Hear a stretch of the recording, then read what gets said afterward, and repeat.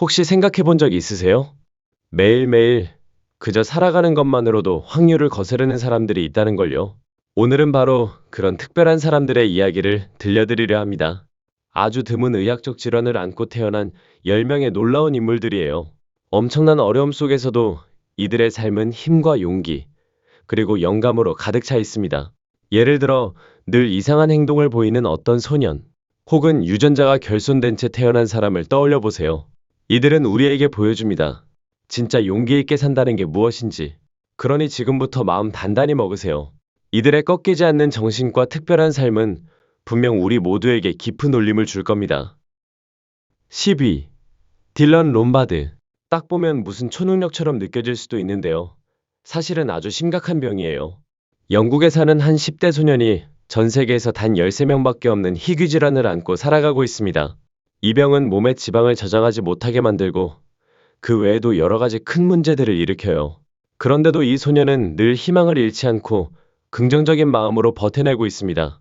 스코틀랜드 글래스고에 사는 18살 딜런 롬바드는 이렇게 말했어요. 나는 병으로만 규정되는 사람이 아니에요. 내 이야기를 세상에 알리는 게 중요하다고 생각해요. 딜런이 앓고 있는 병은 하악 저형성 청각 손실 조로이드 증후군이라는 아주 희귀한 질환이에요. 쉽게 말해 피부 밑에 지방이 쌓이지 못하고 턱뼈가 작게 자라며 청각 문제가 생기고 코가 메부리처럼 변하는 특징이 있죠. 미국의 유전 희귀질환 정보센터에 따르면 이 병은 6억 명 중 1명꼴로 나타난다고 해요. 전 세계에서 단 13명만 확인된 상태이고 딜런이 바로 그중 한 명인 거죠. 태어날 때는 아무 증상이 없었는데 18개월쯤 되었을 때 처음으로 문제가 나타났습니다. 엄마가 보기에 아이가 체중이 급격히 줄어들고 있었던 거예요. 하지만 병이 워낙 희귀하다 보니 정확히 진단받기까지 10년이나 걸렸습니다. 그동안 병원에 꾸준히 다녀야 했고 가족도 큰 고생을 했습니다. 딜런은 어린 시절 내내 사람들의 따가운 시선과 상처 주는 말들을 견뎌야 했습니다. 하지만 시간이 지나면서 그런 것들이 자신을 무너뜨리지 않도록 마음을 단단히 먹는 법을 배웠죠. 그리고 자신을 사랑해주고 지지해주는 사람들과 어울리면서 비록 몸이 약해서 격한 운동은 못하지만 대신 사진 찍는 열정을 키우게 됩니다. 그 시작은 11살 때였어요. 우연히 휴대폰으로 몇 장을 찍었는데 부모님이 깜짝 놀라며 칭찬을 해줬죠. 그걸 계기로 계속 사진을 찍게 됐고 15살 때는 엄마가 첫 번째 카메라를 사주었습니다. 그때부터 그는 줄곧 사진을 찍어왔습니다. 주로 고향 글래스고에서 영감을 얻어 작품 활동을 한다고 해요. 딜런은 자신의 이야기를 세상에 알리면서 사람들에게 이 질환을 더 많이 알리고 싶다고 합니다. 그리고 이렇게 말합니다. 나는 내 병에 갇혀 살고 싶지 않아요. 내가 행복할 수 있는 일을 해야 한다고 믿어요. 그는 다른 사람들에게도 당신도 두려워하지 말고 행복을 찾는 일을 하라는 메시지를 전하고 싶어 합니다. 9위. 딜런. 염색체 15부분 3중화. 토런스 가족이 막내 아들 딜런에게 무슨 문제가 있는지 알기까지 3년이나 걸렸습니다. 그리고 마침내 알게 된 건 그가 염색체 15부분 3중화라는 아주 드문 유전적 변이를 갖고 있다는 사실이었죠. 이 변이는 전 세계에서 단 19명만 발견되었고 그 중에서도 딜런은 이 특이한 형태를 가진 유일한 사람입니다. 엄마 제니 토런스는 진단 결과를 듣고 나서 오히려 안도했다고 해요. 그 전까지는 아무도 원인을 몰라 답답함만 커졌으니까요. 이 질환은 너무 드물어서 따로 붙은 이름도 없습니다. 그냥 딜런의 염색체에 어떤 일이 일어났는지를 설명하는 수준일 뿐이었어요. 제니는 혹시 비슷한 사례를 찾을 수 있을까 하고 다른 환자들을 수소문했지만 끝내 아무도 없다는 걸 알고 크게 실망했습니다. 보통 사람은 23쌍의 염색체를 가지고 있죠. 그런데 딜런의 경우 15번 염색체 쌍 중 하나가 유난히 길었습니다.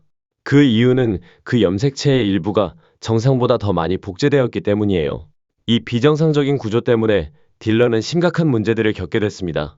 그는 말을 할 수 없고 심한 간질 발작을 앓으며 늘 휠체어를 사용해야 합니다. 임신 당시에는 아무런 이상이 보이지 않았습니다. 하지만 태어난 후 제니는 아들이 잘 먹지 못하고 몸이 너무 무기력하며 주변에 관심조차 없는 걸 발견했죠. 그는 활동적이었던 형과는 완전히 달랐습니다. 결국 제니는 강력히 요구해 유전자 검사를 진행했고 딜런이 3살 때 드디어 진단이 내려졌습니다. 그럼에도 불구하고 제니는 아들을 바라보며 이렇게 말합니다. 내 아들이 매일 이런 것들과 싸워내는데 내가 어떻게 내 인생에 불평할 수 있겠어요? 그녀는 아들의 긍정적인 태도를 존경합니다. 아직 이 질환에 대한 치료법은 전혀 없지만 제니는 언젠가 누군가가 해결책을 찾아내길 바랍니다. 토런스 가족은 최대한 평범한 삶을 유지하려고 합니다. 제니는 일주일에 하루 미용사로 일하고 운동도 꾸준히 합니다. 또 14살인 큰아들 칼럼에게도 충분한 관심을 주며 그가 소외되지 않도록 늘 신경 씁니다. 딜런도 바쁜 나날을 보내고 있습니다. 그는 우드퍼드에 있는 헤이븐하우스 어린이 호스피스에서 돌봄을 받고 상태가 괜찮을 때는 특수학교에도 다니고 있어요. 8위. 노미. 네 아이의 엄마인 노미는 불행히도 루게릭병 진단을 받았습니다. 이 병은 몸의 운동신경세포를 망가뜨려서 점점 움직일 수 없게 만드는 아주 무서운 질환이에요. 노미는 룩셈부르크에서 태어나 룩셈부르크 음악원과 프랑스 낭시 국립음악원에서 고전성악을 공부했습니다.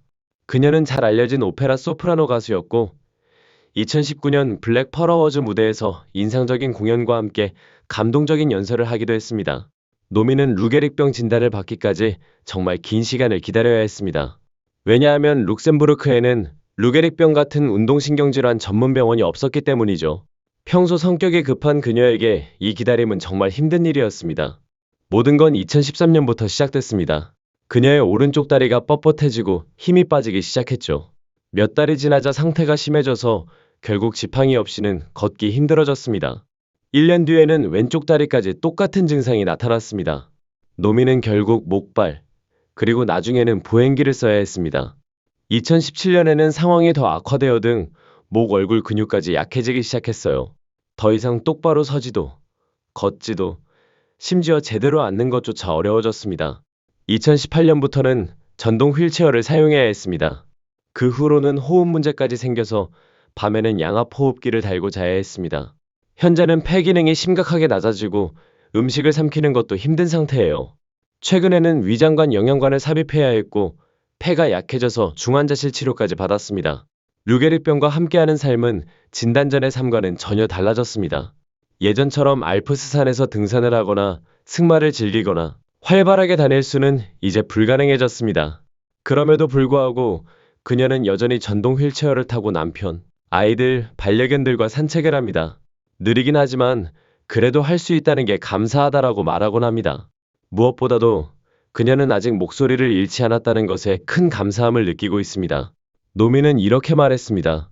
저는 여전히 노래할 수 있고 공연할 수 있어요. 언제 그걸 잃게 될지 모르지만 지금 이 순간 노래할 수 있는 것만으로도 행복합니다. 그녀는 여전히 무대에 서서 공연을 하고 자선 콘서트를 열며 같은 병을 앓는 환자들을 돕고 있습니다. 물론 미래를 생각하면 두렵습니다. 특히 목소리를 잃는 것. 그건 그녀에게 가장 무서운 일이에요. 그래서 그녀는 잃어버린 것에 매달리지 않고 먼 미래를 걱정하지도 않습니다. 그 대신 지금 이 순간에 집중하며 살아가고 있습니다. 노미는 강한 의지와 야망이 있다면 어떤 시련도 이겨낼 수 있다고 믿습니다. 그리고 지금도 사랑하는 가족과 친구들과의 하루하루를 감사히 여기며 살아가고 있습니다. 7위. 디디 코스와라. 인도네시아에 살았던 디디 코스와라라는 남자는 전 세계적으로 나무인간이라는 별명으로 알려졌습니다. 그 이유는 그의 몸 전체가 나무 껍질처럼 보이는 사마귀와 각질 덩어리로 뒤덮여 있었기 때문이에요. 안타깝게도 그는 오랫동안 이 병과 싸우다 결국 2016년 향년 42세로 세상을 떠났습니다. 그가 가장 간절히 바랐던 건 병을 고쳐서 다시 몫으로 일하는 것이었지만 끝내 이루지 못했죠. 그가 앓았던 병은 레반도프스키 루츠 이형성증이라는 희귀 질환입니다. 이 병은 인유두종 바이러스가 몸에서 통제되지 않고 자라나면서 피부에 나무 껍질 같은 사마귀가 계속 생기도록 만듭니다. 덕분에 그는 손과 발에만 6kg이 넘는 사마귀가 자라나 일상생활은 거의 불가능했습니다. 사람들은 그를 두고 저주받았다라는 말까지 했습니다. 그 때문에 그는 평생 가족, 직업, 독립적인 삶을 모두 잃고 살아야 했습니다. 그는 늘 병원에 드나들어야 했고 사망 전에는 무려 3개월 동안 병원에 입원해 있었습니다. 의사들은 디디는 수많은 사람들의 잔인한 말과 시선을 견디면서도 정말 용감했다고 회상했습니다. 가족과는 멀어졌지만 병원에서 그를 돌보던 간호사와 의료진들은 이렇게 말했습니다. 그는 끝까지 희망을 놓지 않았고 반드시 병이 나을 거라 믿었습니다. 병상에 누워있을 때조차 그는 다시 목수일을 하고 자신만의 작은 사업을 시작하는 꿈을 꿨다고 합니다. 디디의 삶은 전 세계에 알려졌습니다. 수많은 다큐멘터리 제작진이 그의 이야기를 다루며 사람들에게 그의 투병 과정을 보여주었죠. 2008년에는 대규모 수술을 받아 몸에서 6kg의 사마귀를 제거하기도 했습니다. 수술이 끝난 뒤 그는 간단한 일상생활을 조금은 할 수 있게 됐습니다. 예를 들어 스토크를 하거나 슬리퍼를 신을 수 있게 된 거죠. 하지만 병은 멈추지 않았습니다. 사마귀는 계속 자라났고 그는 매년 2차례씩 수술을 받아야 했습니다.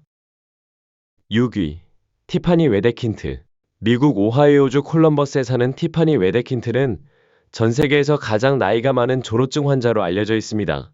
이 병은 사람을 정상보다 훨씬 빠르게 늙게 만드는 무서운 유전 질환이에요. 대부분 환자들은 15세 이전에 세상을 떠난다고 알려져 있습니다. 하지만 티파니는 그런 평균 수명을 3배 가까이 뛰어넘은 사례입니다. 얼굴 주름, 탈모, 치아 손실 같은 조기 노화 증상은 있었지만 의사들은 그녀가 이렇게 오래 살아있다는 사실 자체에 놀라워합니다.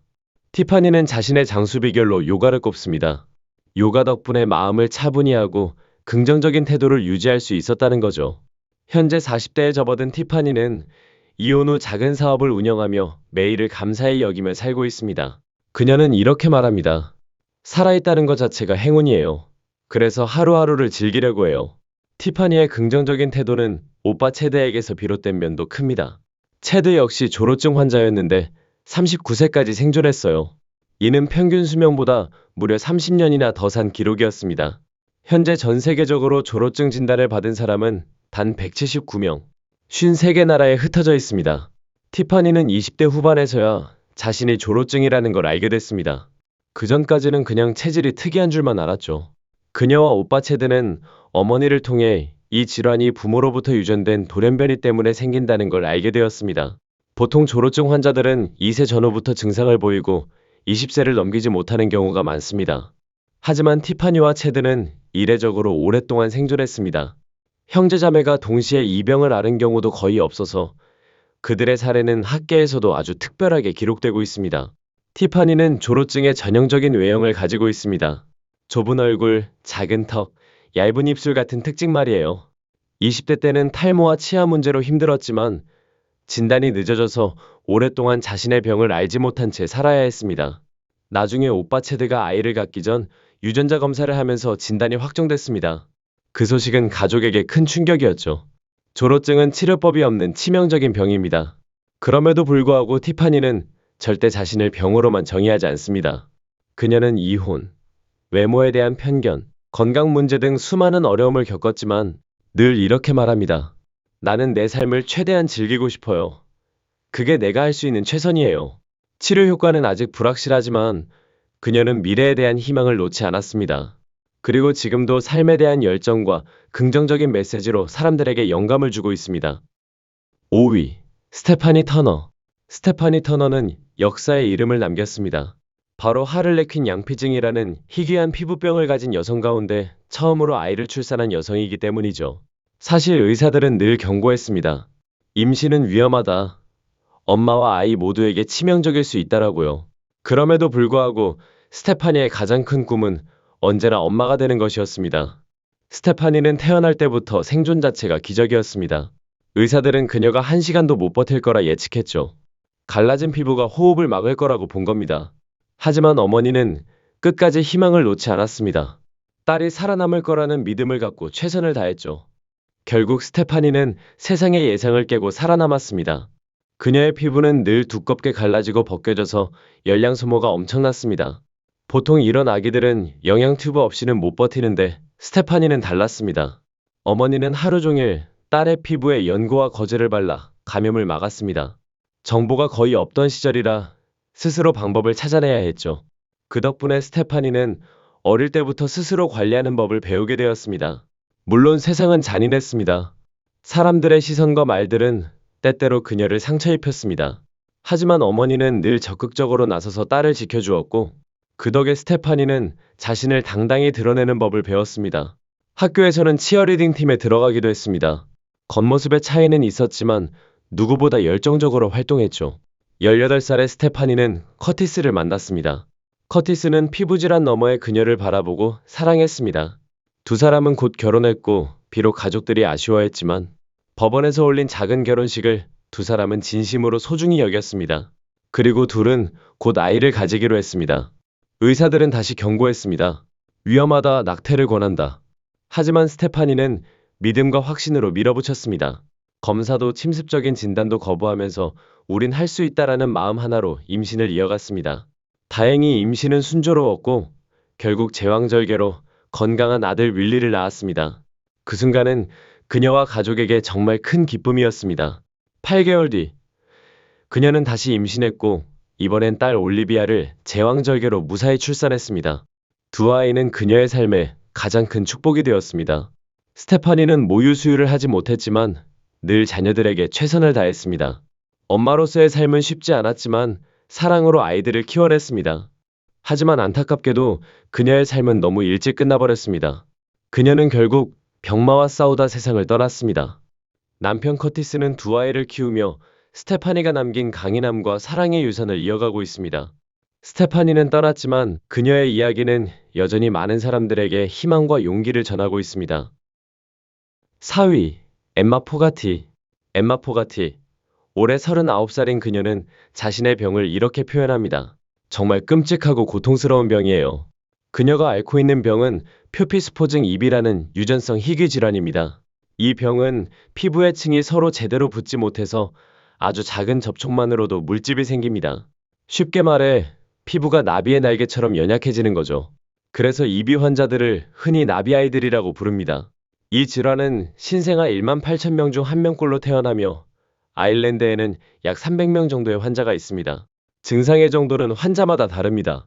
가벼운 경우도 있지만 심하면 어릴 때 사망하거나 성인이 되어도 기대 수명이 크게 줄어듭니다. 엠마는 몸의 80%를 붕대로 감고 살아야 합니다.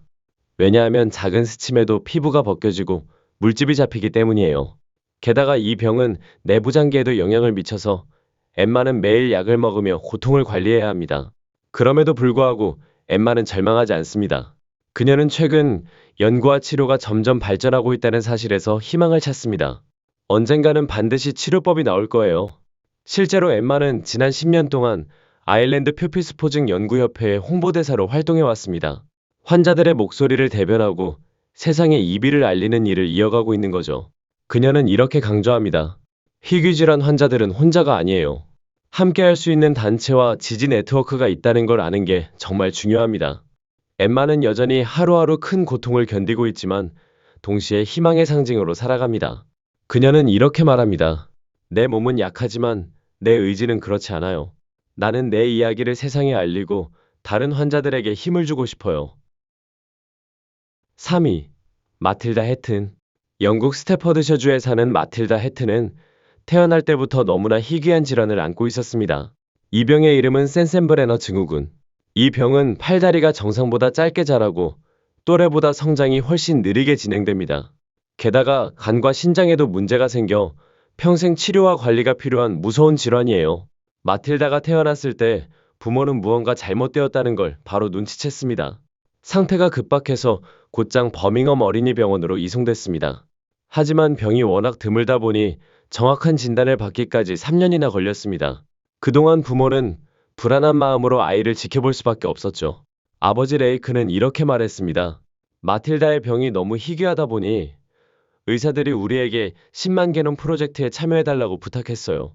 유전자를 연구하면 왜 이런 병이 생기는지 원인을 찾을 수도 있고 앞으로 다른 아이들에게서 막을 방법도 찾을 수 있을 거라고 했습니다.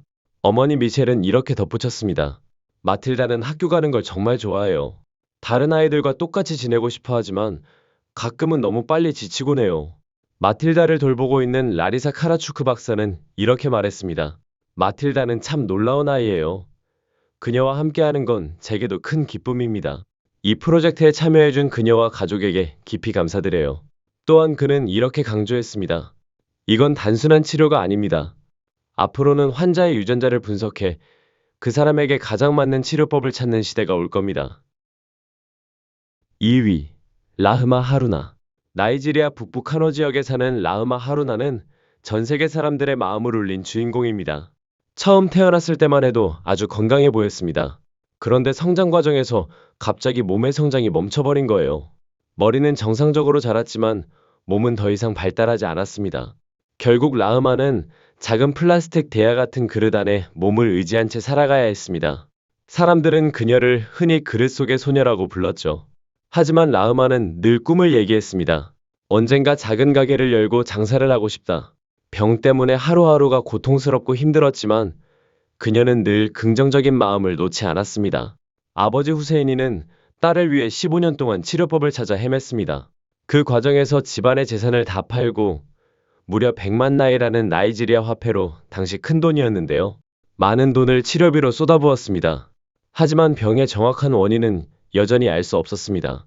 어떤 사람들은 이 병을 두고 정령의 저주라며 초자연적인 원인으로 치부하기도 했습니다.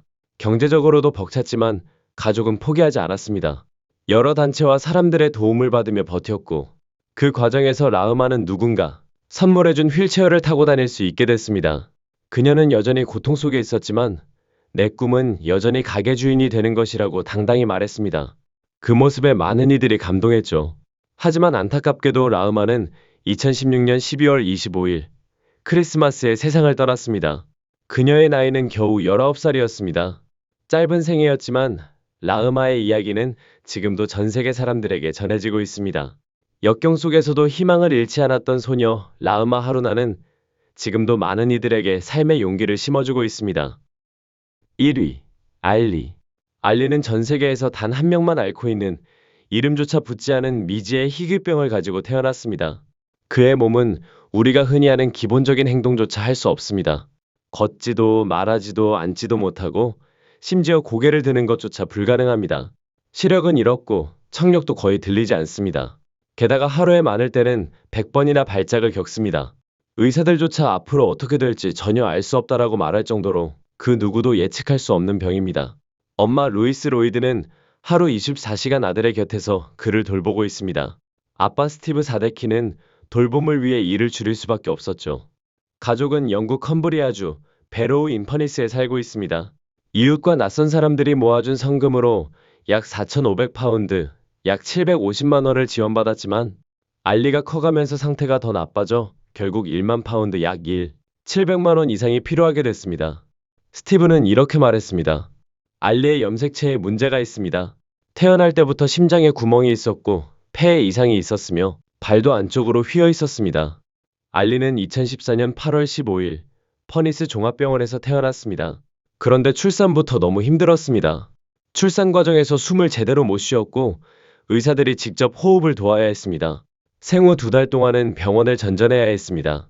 사실 임신 20주차 검사에서 이미 이상 신호가 보였어요. 의사들은 다운 증후군일 가능성을 의심했지만 검사 결과는 아니었습니다.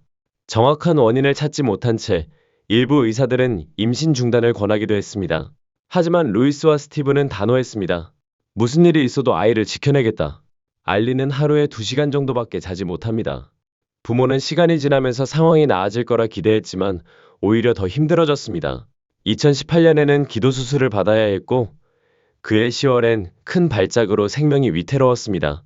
지금은 예전처럼 다니던 특수학교에도 갈 수 없게 됐습니다. 엄마 루이스는 거의 집에만 머물며 아들을 돌봅니다.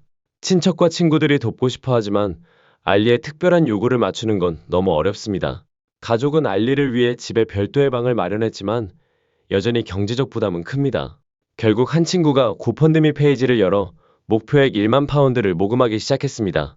아빠 스티브는 처음엔 도움을 요청하는 게 부끄러웠다고 고백했습니다.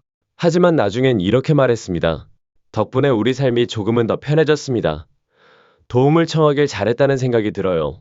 알리의 이야기는 인간이 얼마나 연약한 동시에 강인할 수 있는지를 보여줍니다. 세상에 단 한 명뿐인 병과 싸우고 있지만 그는 여전히 사랑받는 아들이자 희망의 상징입니다.